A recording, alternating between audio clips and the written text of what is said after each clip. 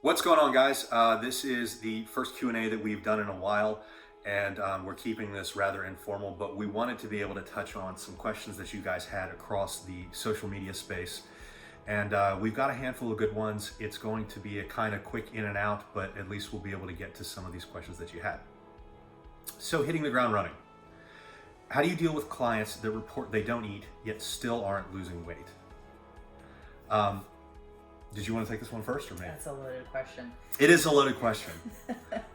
So the issue with it is when you look at the research that goes along with tracking calories, particularly in metabolic wards where they know exactly what the person's eaten, and very low calorie studies, there's never really a situation that I can think of in the literature where a person has had their food specifically tracked by a professional and they didn't lose weight.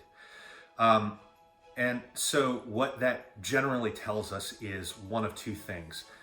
One, the person tracking is making some kind of error. And I'm not saying this in an accusatory fashion. I'm saying this is just, even when you look at the research about how people are actively tracking their own intakes, usually people screw up.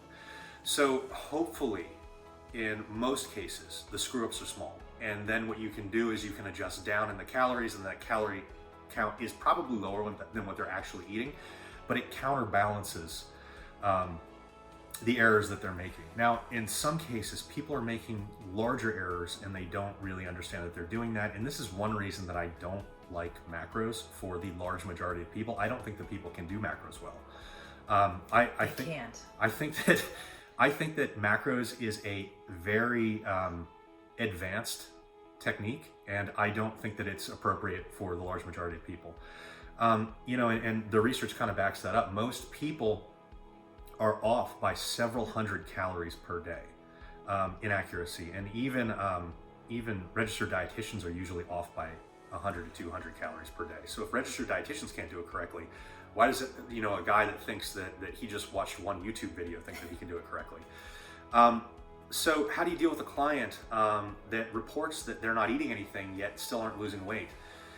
It's difficult. You have to go through, one, their consistency, and usually these people have issues with being consistent over the weeks, and they might not feel that that's the case, but if you're consistent 4 days a week and then 3 you're off, that's not consistent enough to actually lose weight. You cannot expect to lose weight if you don't have extremely high adherence. And I know that people will consistently talk about the 80-20 rule, but the 80-20 rule is not for making change. The 80-20 rule is more of a rule for when you're trying to maintain.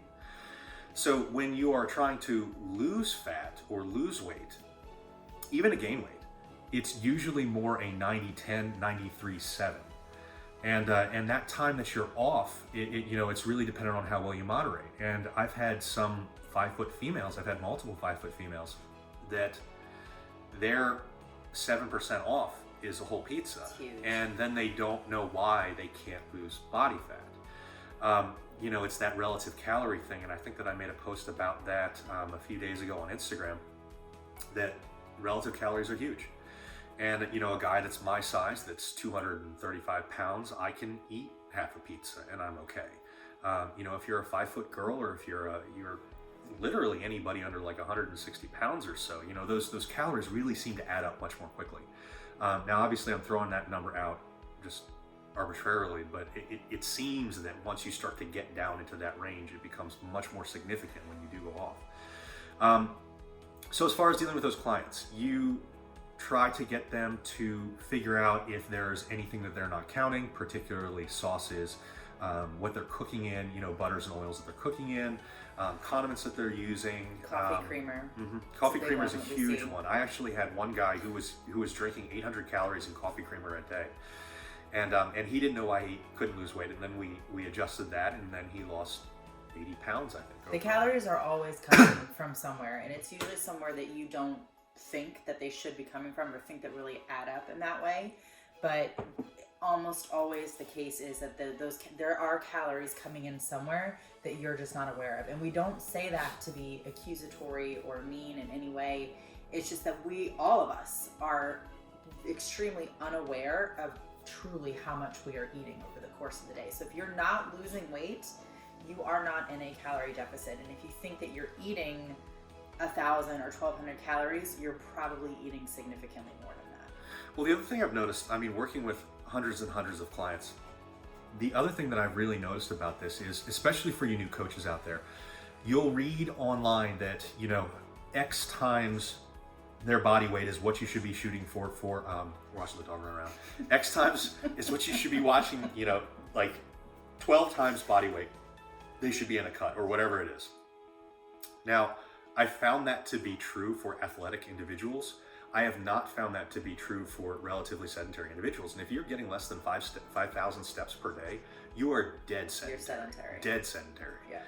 And so those people, their calories are much, much lower than what you would expect. And I've posted about in our metabolic adaptation manual that the average intake for a sedentary female is only about 1,400 calories and change a day. 1,400 calories and change. So if you want to go to a 250 to 500 calorie deficit, you're below 1,000 towards the the top part of that range. Men, it's only in 1,700 and change for sedentary individuals. So it's certainly something that you need to consider, that that maybe you are just expecting them to move when calories are just too high. And if they're not monitoring how much they're moving in a day, if they are not an active individual otherwise, it's problematic. All right, moving on to number 2. Can you be in a calorie deficit while doing a lot of cardio and still build muscle? No. Probably not. So that's an easy one. No. So if you're brand new to training, if you're on steroids, if you're really obese, if you've been injured and you're coming back from training after a long period of time and you have some muscle memory built up, and the calorie deficit is modest and protein is kept high, sure, you can build some muscle. The trick with answering this question is when people ask if they can build muscle when in a calorie deficit, they don't mean build a little bit of muscle, they mean build a lot of muscle. No, you probably can't. I actually went over a study about this a couple weeks ago, that hypertrophy when you are in a calorie deficit is pretty squashed, unless you're in one of those scenarios that I discussed before. You can build strength much more readily than you can muscle mass, but yeah, muscle's going to take a hit. Sorry guys. Are BCAAs useful if you don't hit daily protein? No, probably not. People try desperately any way they possibly can to make BCAAs a thing, and 99% of the time it's just a waste. If you are not hitting your daily protein and you take BCAAs in, you likely don't have the substrate to build muscle. So what will end up happening is you will turn on muscle protein synthesis. It's like having a really good spark plug in your car, but you don't have any gas. So it's not gonna go anywhere anyways. The answer is eat more protein. I mean, there's really no excuse not to eat protein. You can get protein powders. If you are able to eat drink BCAAs, you can drink a protein shake. All right. Which memes do you two like the most? Anything with the dog.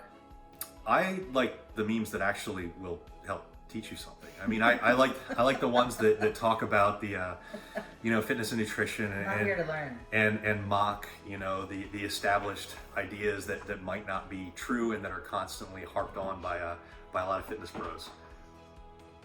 Our dog is attacking us with the bone right now. Sable's ruining We this literally Q&A. can't do this. Fucking dog. All right. How regularly should someone train to failure? Should people combine drop sets with two failure training frequently? This is a loaded question as well. And the reason that is because there is a technical answer and then there's the real world answer. The real world answer is if you are a beginner or an intermediate, you should probably train to failure most, if not all the time. The real answer is you probably don't need to train to failure ever. The reason that is because most beginners and intermediates probably don't know where failure is to begin with. So when you tell somebody that's a beginner or intermediate, you don't need to train to failure, they quit like 8 reps short of where they should have quit. As you're a beginner, you can probably gain strength and size off of anything between 1 or 3, 4, 5 reps short of failure. Pretty much all of those work. The problem is the person doesn't really know well enough how to get that close to failure. I mean, they quit way before things are there. They quit at about 80%. And in most of the research that looks at this, they stop about 5 reps short of failure. So you're stopping just before it actually starts to work really well. Should you combine this with drop sets? No, not really. Drop sets don't seem to add much of anything to training, really. Drop sets and being closer to failure are probably most important for the advanced, because as you get more and more advanced, you get stronger and stronger, and particularly people on steroids, which is why you see things like drop sets and you know, some of these other Rest pause and that kind of thing. rest pause, yeah, and supersets is what I was trying to think of. Those are probably most appropriate for people on steroids because they allow the person to consistently target that musculature without adding more and more and more weight, because as you're doing these things, you're either dropping weight or you're keeping weight more modest, and that allows them to preserve soft tissues better. Their tendons and their ligaments tend to take more of a beating than a natural trainee. So these advanced techniques tend to be most relevant for very advanced people and very advanced people on steroids. Can you do them? Sure, you can do them. I mean, if this allows you to get closer to failure than you would get otherwise, it can give you some benefit. Is this going to be better than getting towards failure in a straight set? No. And there's actually research to show that. When it comes to fitness information, how do I know what I'm reading or learning is coming from a reputable source? This is a very difficult question to answer. One, they should be able to back up some of the stuff that they say. I mean, not everything should be, oh, this worked for me in the gym, or this worked for a buddy I know, or I train guys and this works for them. I mean, all that's bullshit. It doesn't mean anything. Or this worked for me, you know, I did this last year and I saw gains. Again, it's all bullshit. So there should be some basis in something that they can prove. But more importantly than that, when you ask them questions, they should be able to explain it, and they should be able to explain the other side of the issue. Now, if you look at the carbohydrate insulin video that I did last week, I discuss some of the reasons that those guys that push the low carb diets, why they get the answers that they do. And you know, they're using doubly labeled water calculations that give them erroneous data. They're using data from diabetics that, you know, that's not relevant to somebody that's not diabetic. So there should be able to be a back and forth. And if someone tells you, you know, just trust me because this is what I do, that's probably the sign that you shouldn't be trusting them. If they can't address the questions about the other side of the argument, then that's probably a really good indicator. I mean, just because you having you know, peer-reviewed research is step one, but then you need to be able to understand the other side of that argument, and that's usually where you get the really good answers from.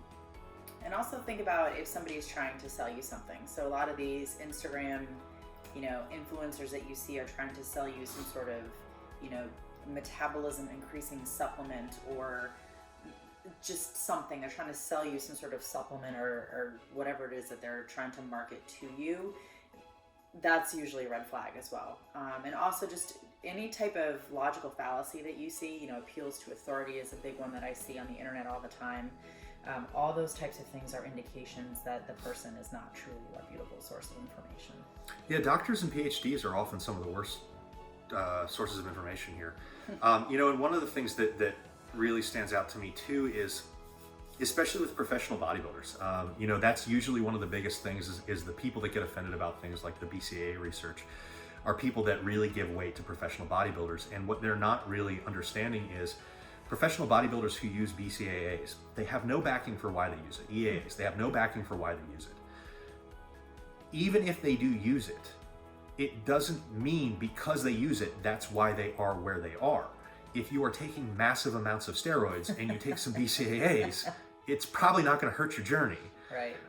You know, so just because this person is telling you to take this, maybe they're sponsored by these companies, maybe they sell these products. That's not in itself a problem, but be conscious of the fact that these people might be successful despite what they do, not because of certain things that they do. What made you first want to get into fitness and eventually coaching? You want to go first? Sure. I am a lifetime athlete. Started playing soccer, basketball, and softball when I was younger than 5 years old. Played all through college. Have been a competitive athlete my entire life. So fitness has always been a part of my life and my journey. My mother was also a registered dietitian. So I grew up in a home with an RD, just eating healthy and being aware of nutrients and, you know, foods that are good for you and nourish you and make you feel good. And then in getting into coaching, I've always wanted to coach. Just, I see all of the questions that come in from people online, and there's so much terrible information out there, and there's so many people that really need help, and it's a very rewarding job to help somebody bridge the gap with their knowledge and what they want to do with their goals and with their life, and it's extremely rewarding. I agree. I mean, I love this job. I think that I really like the interactions that I get with most people during the day. I have a really strong core group of clients that are great people to work with, and, you know, to watch them progress over long periods of time is really great. I mean, when I was, I've always been into fitness, and I think that Beth is similar. You know, we grew up doing physically fit things, playing sports, you know, getting into lifting and all that kind of stuff. But coaching is a great thing because I would want to be looking into this information for myself anyways, and being able to take that and make a living off of it, and being able to help so many people has been a, you know, one of the bigger blessings in my life. And I think that it's great to be able to do that and to give back as much as we can while still being able to put food on our dinner table. So that's always a nice thing too. And food in the dog bowl. Food in the dog bowl, yeah. It's clutch. Are there any positives at all of doing excessive amounts of volume in weight training? No. I mean, the question is, what is excessive, and what are your goals? Like, what are you trying to do? Are you trying to be like a big time endurance athlete? Like, if you're a CrossFitter, I mean, I would consider literally any CrossFit workout to be excessive amounts of volume, but that's not my goal. And for them, do they need to do that? Yeah, a lot of them need to do what I would consider excessive amounts of volume. And it's not positive though. Because they got a different goal.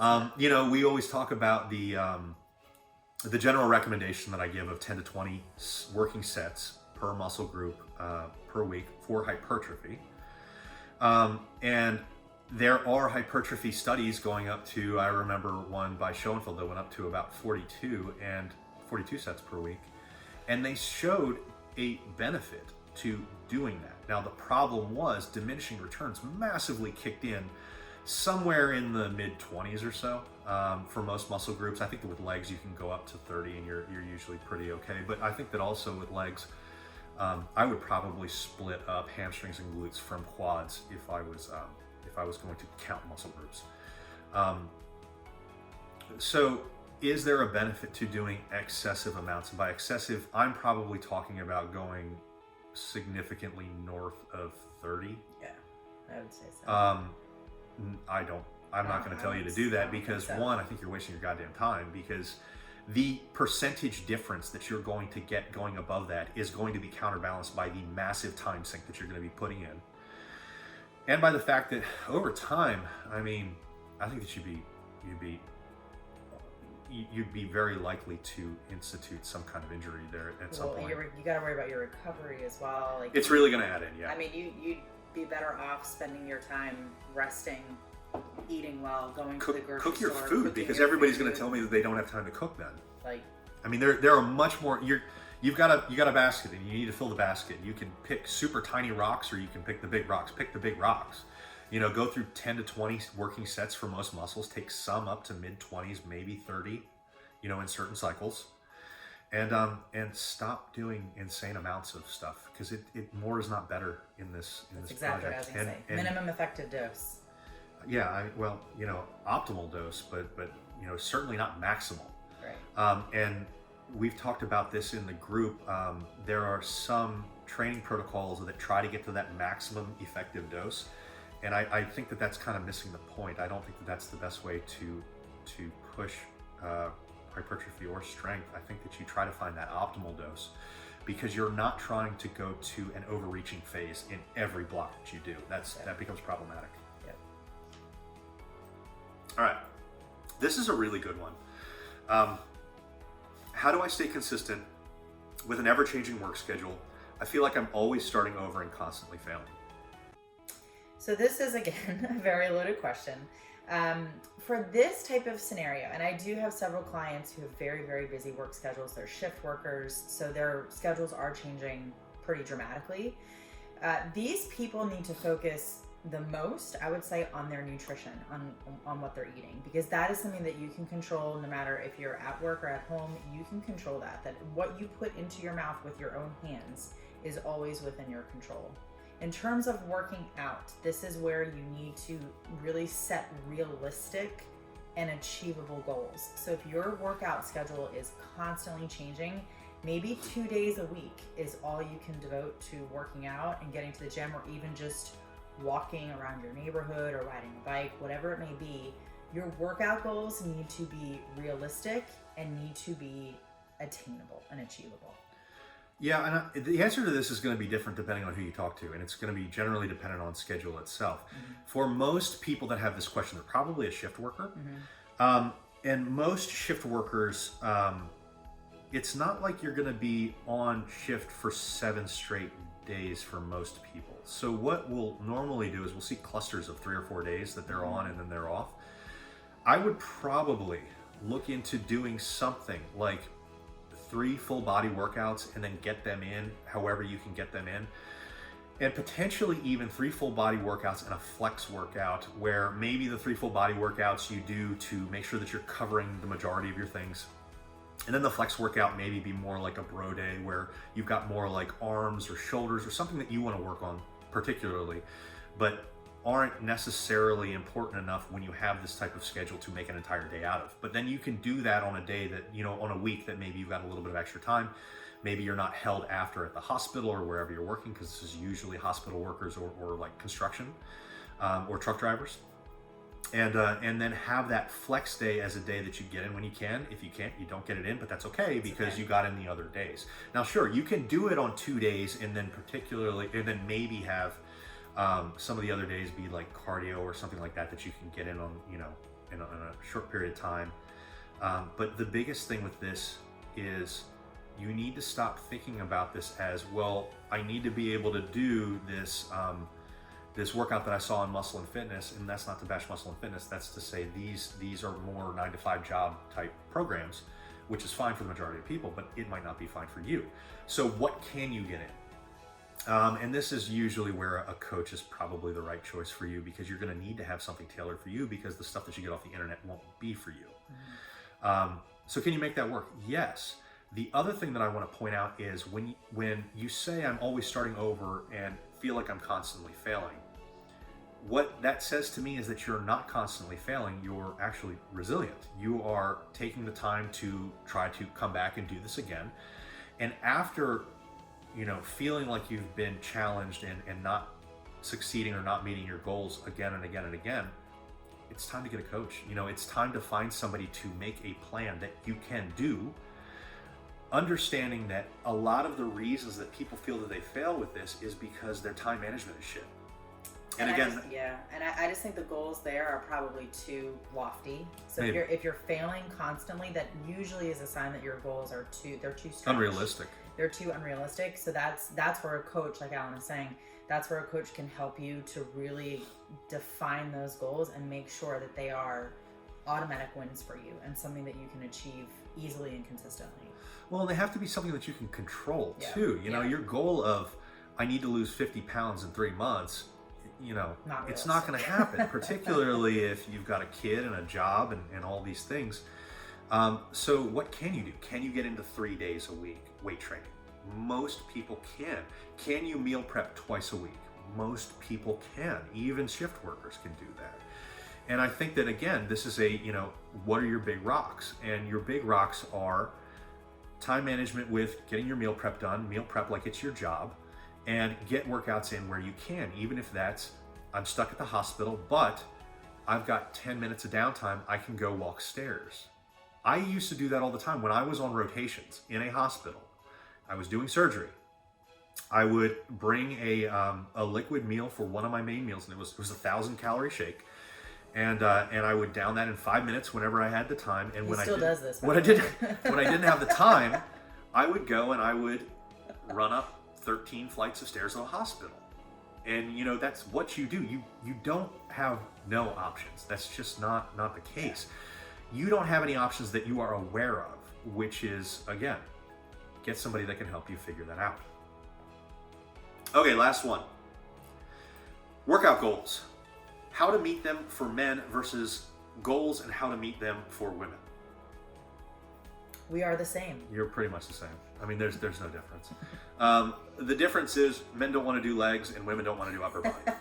That's true. We've now decided and figured out the difference between men's and women's goals. The reality is, women should be doing upper body. You need to still do chest. Sorry. Men, you still need to do things for your glutes and legs that is not just squatting and deadlifting. You need to do some things that are more than squatting or deadlifting if you have physique goals. If your goals are only to get better at deadlifting and squatting, knock yourselves out, just squat and deadlift.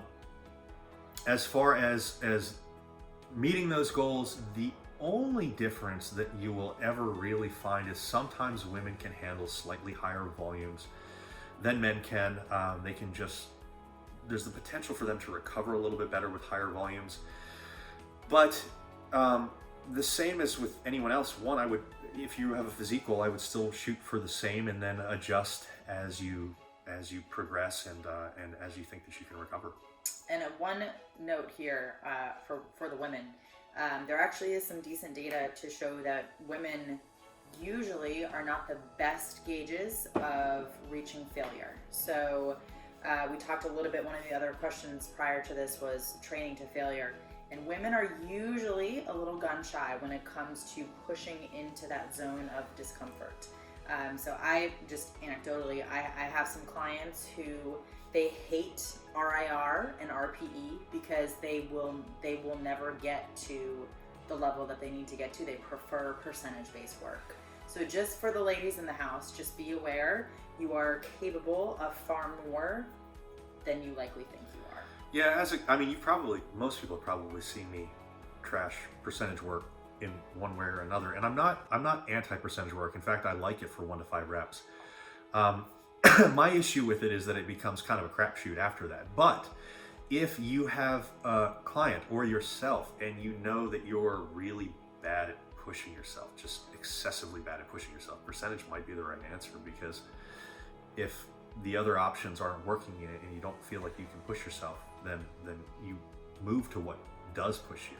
Well, and keep in mind too, I'm talking about weightlifting. So we're talking about snatch and clean and jerk, where you're typically only working in that 1 to 5 rep range.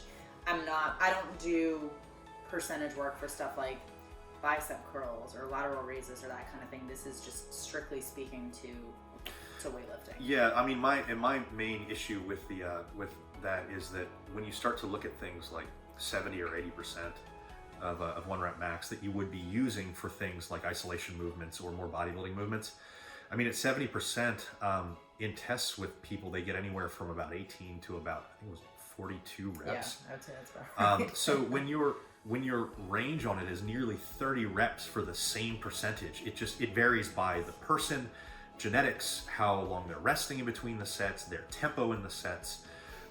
It's a shit show. So percentages become like god awful after about 5 reps. Mm-hmm. But yeah, I mean, if you can use them strategically, that's a great way to use them. Both men and women probably lift a little bit less than they should be lifting intensity wise. So that's something to be thinking about, which is why, as a heuristic, going back to that other question, if the question is, should I take myself to failure, we should probably be telling most people to take themselves to failure, because if we tell them that, then they're probably 3, 4, or 5 reps short of failure anyway. Yeah, we're still going to be shy of it anyway, but they'll be closer. The only way to really tell this, and this is one of the things that I have in our paperwork for our clients, in our training notes section, the best way to be able to tell this is get a spotter or use these supports and say that you don't know whether or not you're going near failure on bench press. take the weight that you think that you should be doing. Say I tell you 10 reps, and I tell you that I want you to be have one rep in reserve, which means you should be able to finish. If I tell you 10 reps, you should be able to finish 12 or 11. If I tell you 10, you should be able to finish 11. You should fail on 12. Take your spotter or take your support arms, put them up, and go until you cannot do any more reps. If you can get 12 or more, your weight is too light. If you can get beyond what that rep in reserve that you're shooting for, or what that RPE is that you're shooting for, you should be able to hit that mark. If you can get more, you should adjust. It's a good fail-safe way to do that, but that again is going to be dependent on the program that you're using, the type of intensity that you're using, and for ours, that example is 1 RIR because that's what we normally work in. That's just something that you need to figure out, and if you've got a coach, that's something that you should bring up to them. All right, guys, that covers the questions for today. Thanks for another good Q&A. We will see you next time. Bye, guys.